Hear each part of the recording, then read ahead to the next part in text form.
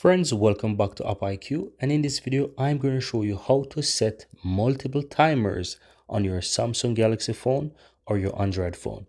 So how do you do that? You want to go ahead and find the clock application on your phone and open it.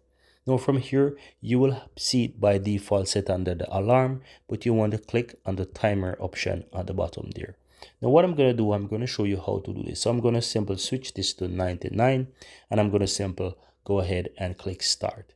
Now if you look to the upper right hand side, you have a plus icon there. If you tap on that, you'll be able to set another timer as well. So I'm going to set this one to 90 hours, click and start. And in order to see the ones that you've set, just click the three lines on the upper right hand side, which is a burger menu, and you will see those timers that you've set. You can click the plus again, set another time. It's really up to you. Click and start, and you see how these are currently being added on my phone. So guys, that's how you can easily go ahead and set multiple timers on your Samsung phone or your Android phone.